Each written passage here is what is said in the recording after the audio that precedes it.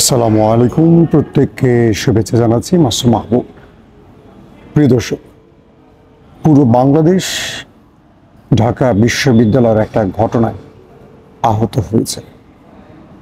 বরগুনার তোফাজ্জলের সেই ঘটনাটি আমাদের প্রত্যেকের হৃদয়ে দাগ কেটেছে।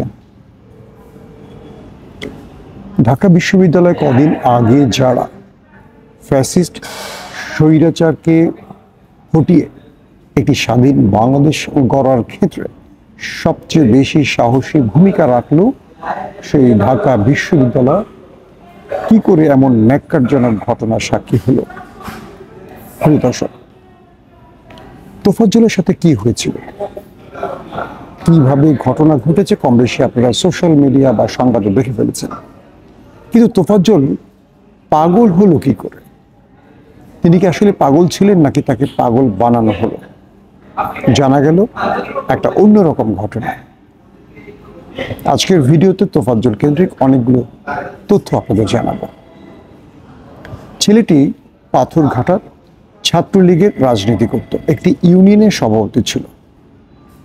অনার্স এবং মাস্টার্স শেষ করার পরবর্তী একটি মেয়ের সাথে তার প্রেম হয় এবং তার প্রেমিকার অন্যত্রে বিয়ে হয়ে যাওয়ার পর তিনি মানসিক ভারসাম্য হারিয়ে ফেলেন, অর্থাৎ প্রেমে ছেঁকা খেয়ে বা প্রেমে ব্যর্থ হয়ে তিনি পাগল হয়ে যান। এরপর এই ছেলেটি বিভিন্ন জায়গায় হেঁটে বেড়াতো, মানুষের কাছ থেকে চেয়ে খাবার খেত। তার পরিবার যে তথ্যগুলো দিল সেগুলো শুনলে আপনার চোখ ভিজে যাবে। তার পরিবারে এখন আছে কেবল এক ভাবি আর ভাবির সন্তান।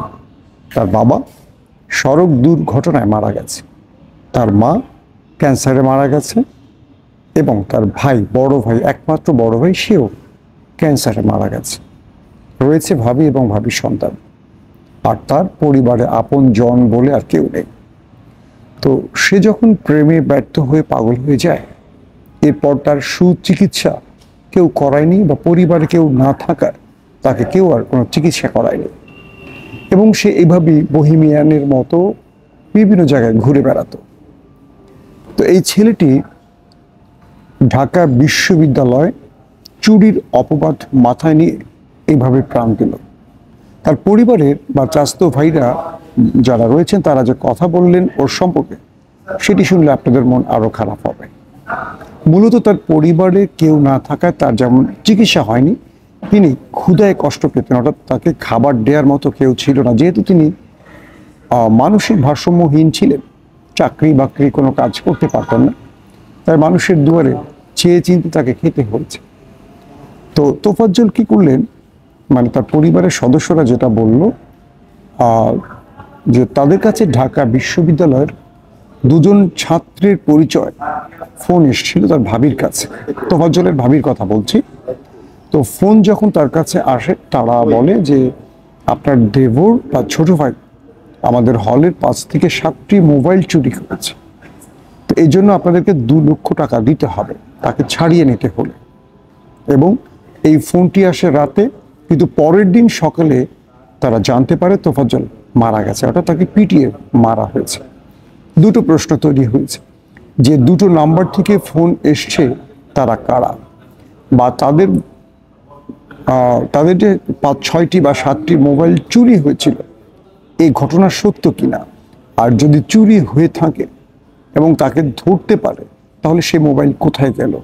3 নম্বর প্রশ্ন হলো, এই মোবাইল যে হারালো এটার ঘটনার সত্য কতটুকু, বা তার বিনিময়ে 2 লক্ষ টাকা কারা চেয়েছিল, এবং তাকে যারা নির্মমভাবে পিটিয়েছে এরাও ছাত্রলীগের রাজনীতির সাথে জড়িত।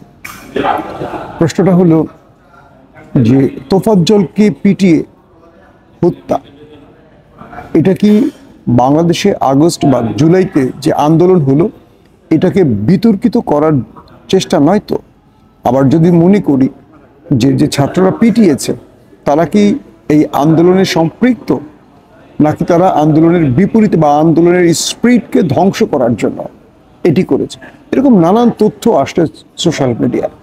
দেখেন, যখন এই ঢাকা বিশ্ববিদ্যালয়ের ছাত্ররা বৈষম্য বিরোধী ছাত্র আন্দোলনের নেতৃত্ব দিল এবং বাংলাদেশ ফ্যাসিস্টের হাত থেকে রক্ষা পেল। এর পরপরই আমরা দেখলাম বাংলাদেশে একটা ভয়াবহ বন্যা হতো এবং সেই বন্যায় অন্যান্য সময়ের চেয়ে এবার ছাত্ররা যেভাবে অ্যাক্টিভ মানুষের পাশে দাঁড়িয়েছে, বন্যার্তদের সাহায্য করেছে, সেখানে ছুটে গেছে, সব কিছু মিলে ছাত্রদের যে জয়কার বা ছাত্রদেরকে নিয়ে বাংলাদেশের মানুষ যেভাবে কি বলবো যে গর্ব করছিল, হঠাৎ করে সেই ছাত্রদের উপর এই তোফাজ্জল ঘটনাটি একটা বিভীষিকার মতো হয়ে উঠল। দর্শক, প্রশ্ন হলো, তোফাজ্জলকে কি পরিকল্পিত হত্যা করা হলো, নাকি তোফাজ্জল তারা আবরারের মতো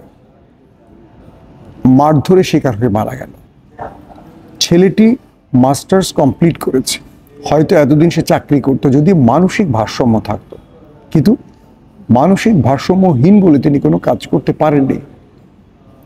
প্রেমে ব্যর্থ হয়ে তিনি পাগল হয়ে গেছে। তার পুরো জীবনটার দিকে তাকান, তার পরিবারে আপন বলে কেউ নেই, বাবা নেই, মা নেই, একমাত্র বড় ভাই সেও মারা গেছে, আছে কেবল ভাবি। ভাবি তো দুর্দশার মধ্যে আছে, কারণ তার স্বামী বেঁচে নেই। প্রশ্ন হলো, আমাদের ঢাকা বিশ্ববিদ্যালয়ের যে ছেলেরা ওকে পিটিয়ে মেরেছে তাদের কথা বলছি। একটা মানুষ ধরে নিলাম ও চুরি করলো, মোবাইল চুরি করলো অথবা ক্ষুধার যন্ত্রণায় কোনো কিছু চুরি করলো। চোরের শাস্তি কি এটা? যে ছাত্ররা একটা বাংলাদেশ উপহার দিয়েছে আমাদেরকে, সেই ছাত্রদেরকে যারা কলঙ্কিত করলো এমন একটি ঘটনা দিয়ে আমরা তাদেরকে কি করে ক্ষমা করব? তোফাজ্জলের এই ঘটনাটি যখন আমি সোশ্যাল মিডিয়ায় দেখেছি, তখন আমার অবস্থান ছিল ডিএমপি কমিশনারের কার্যালয়, অর্থাৎ ঢাকাতে আমাদের পুলিশের যেই ঢাকা মহানগর পুলিশের যে প্রধান কার্যালয়, সেখানে অতিথি হিসাবে গিয়েছিলাম। পুলিশের বিভিন্ন পদে যে ভাইয়েরা বন্ধুরা কাজ করছেন, যারা দীর্ঘদিন পদবঞ্চিত ছিলেন, নির্যাতিত ছিলেন, তাদের সাথে সাক্ষাৎ হয়েছে। তো ওই সময়টা আমি একজন পুলিশের ঊর্ধ্বতন অফিসারের রুমে ছিলাম, তখন এই বিষয়টা তাদের বক্তব্যে আমি শুনতে পেরেছিলাম এবং তারা এই বিষয়গুলোর জানিয়েছেন। 3 জনকে গ্রেফতার করা হয়েছে, সেই বিষয়গুলো জানিয়েছেন। কিন্তু একটা প্রশ্ন আমার থেকে যায়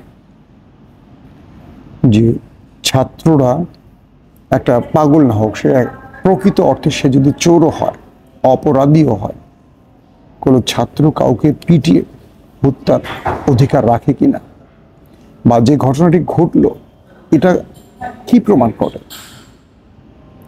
আমরা ফ্যাসিস্টকে সরিয়েছি, স্বৈরাচারকে সরিয়েছি, নিঃসন্দেহে অন্য কোনো স্বৈরাচারকে রাষ্ট্রীয় ক্ষমতায় দেখতে নয়। যে ছাত্ররা বুকের তাজা রক্ত দিয়ে দেশকে স্বাধীন করলো, সেই ছাত্ররা আরেকটা বুক খালি করলো কি করে? ঢাকা বিশ্ববিদ্যালয়ের ছাত্র সমাজকে বলবো, ছাত্রদের বলবো, আপনাদেরকে এই ব্যাপারে সজাগ থাকতে হবে। এটি যদি পরিকল্পিত ষড়যন্ত্র হয়, সেটারও মুখোশ উন্মোচন করতে হবে। এটা যদি সন্ত্রাসী কোনো আক্রমণ হয়, তাহলে প্রশ্ন উঠবে, এই ঢাকা বিশ্ববিদ্যালয়ে মেধাবীরা পড়ে না, সন্ত্রাসীরা পড়ে। আমি গড়পড়তা সবাইকে উদ্দেশ্য করে কথা বলছি না, এবং এটুকু বিশ্বাস করি, ফ্যাসিস্টদের প্রেতাত্মারা এখনো বিভিন্ন রন্ধ্রে রন্ধ্রে তারা অবস্থান করছে। তারা আমাদের এই আন্দোলনকে, এই বিপ্লবকে ব্যর্থ করার নানান ষড়যন্ত্র করবে। বিএনপি ক্ষমতা যখন ছিল, এক ইয়াসমিন হত্যাকাণ্ডে পুরো বাংলাদেশ উত্তপ্ত হয়েছিল। এই টিএসসিতে বাঁধনকে, যে আপনাদের মনে আছে 31st নাইটে বাঁধনের শ্লীলতাহানির চেষ্টা, তার জামা কাপড় ছেঁড়ার যে ঘটনা ঘটেছিল, একটি নারী পুরো বাংলাদেশকে কাঁপিয়েছিল। মনে রাখবেন, কখনো কখনো একটি ঘটনা পুরো পৃথিবীকে কাঁপিয়ে দিতে পারে। ফেলানির ঘটনা পুরো বাংলাদেশকে কাঁপিয়েছিল। আজকে তোফাজ্জলের এই ঘটনা পুরো বাংলাদেশের মানুষের হৃদয়ে আঘাত করেছে। একটা ছাত্র, কোমলমতি যাদেরকে আমরা বলি সবসময়, কি করে পারলো পিটিয়ে একটা মানুষকে মেরে ফেলতে? সে ছাত্রলীগ করুক, বিএনপি করুক, জামাত করুক, কমিউনিস্ট করুক, ইউনিয়ন করুক, যে দলই করুক, হোক না সে জঙ্গি, ধরেই নিলাম, হোক না সে চোর ডাকাত, পিটিয়ে মারার মতো এর মানসিকতা আমাদের ছাত্রদের হলো কবে থেকে? আমাদের যে ছাত্ররা বুকের তাজা রক্ত দিয়েছে, দেখেন তাদের এই অর্জনকে কিভাবে আমরা ধ্বংস করে দিচ্ছি। পুলিশের ভাইদের বলবো, আপনাদের সেট আপ প্রস্তুত করতে সময় লাগছে।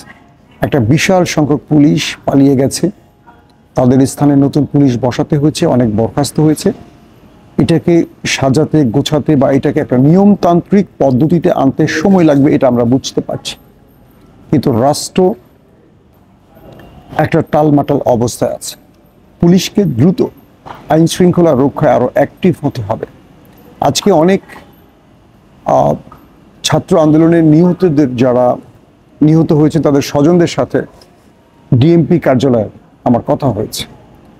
তারা অভিযোগ করেছেন যে তাদের চোখের সামনে ভিডিও রয়েছে কিভাবে পুলিশ তাদের গুলি করে মেরেছে, তারপরেও সেই সব ব্যক্তিদের পুলিশ গ্রেফতার করছে না। তারা ঢাকা থেকে চলে গিয়ে বিভিন্ন ডিস্ট্রিক্টে তাদেরকে পদায়ন করা হচ্ছে, দায়িত্ব পাচ্ছেন। যেসব পুলিশের ভাইরা ঢাকাতে হোক বাংলাদেশের যে প্রান্তে যারা দায়িত্ব পেয়েছেন, একটা কথা ভুলবেন না, যারা জীবন দিয়েছে প্রত্যেকটা জীবনের মূল্য আছে। আপনি যে চেয়ারটা পেয়েছেন এই ছাত্রদের রক্তের বিনিময়ে পেয়েছেন। আপনারা 16 বছরে কিচ্ছু করতে পারেননি, আপনাদেরকে কোনো গুরুত্বপূর্ণ পদে দেয়া হয়নি যোগ্যতা থাকার পরও। আপনাদের উপর বিভিন্ন নির্যাতন হয়েছে, চাকরি হারিয়েছিলেন। আজকে ছাত্ররা রক্ত দিয়ে যে দেশটা স্বাধীন করেছে, সেই স্বাধীন দেশের গুরুত্বপূর্ণ পদগুলোতে আপনারা বসেছেন, অথচ সেই রক্ত দেওয়ার শহীদের স্মৃতিগুলো ভুলে গেছে, তাদের অবদান ভুলে গেছে। কেন হত্যাকারী পুলিশগুলো দেশের বিভিন্ন থানাতে তাদের বদলি করে চাকরিতে বহাল রাখা হয়েছে, কেন তাদের বিচার করা হচ্ছে না? আমি বলছি না আজকে কোন ছেলেটিকে নিয়ে কথা হয়েছে, আমি এটা নিয়ে আলাদাভাবে একটা ভিডিও করব। আমি পুলিশের ভাইদের অনুরোধ করব, হ্যাঁ আপনারা একই পোশাক পরেছেন, তারা আওয়ামী লীগ, আপনারা আরেকটা দল, অথবা আপনারা নিরপেক্ষ, আপনি পুলিশ তারাও পুলিশ, সেজন্য পুলিশের বিরুদ্ধে কিছু করতে পারছেন না। যদি এটা হয় তাহলে রাষ্ট্রের সাথে প্রতারণা করছেন আপনারা। আবারও বলছি, এই ছাত্রদের কেন আপনাদের দুয়ারে বিচারের জন্য দৌড়াতে হবে? ওরাই তো আপনাদেরকে এই চেয়ারে বসিয়েছিল, নতুবা এই চেয়ারে আপনি বসতে পারতেন না, আপনাকে সেই পদে বসতে দেয়া হয়নি। আমরা বেমালুম ভুলে গেছি শহীদদেরকে। এটা আমাদের জন্য লজ্জার এবং কষ্টের। যেসব পুলিশ ভাইরা আমার ভিডিও দেখছেন তাদের বলবো, আমাদের এই কথাগুলো আগেও বলেছি, এখনো বলছি, আমাদের কথা শুনবেন, মানুষের কথা শুনবেন। যদি না শোনেন, একই ভুল হাসিনার মতো আবারও হবে বাংলাদেশে। আমরা আপনাদের পাশে থাকবো ততক্ষণ পর্যন্ত যতক্ষণ আপনারা এই দেশের জনগণের পক্ষে থাকবেন।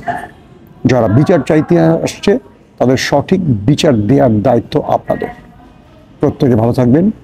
আল্লাহ হাফেজ।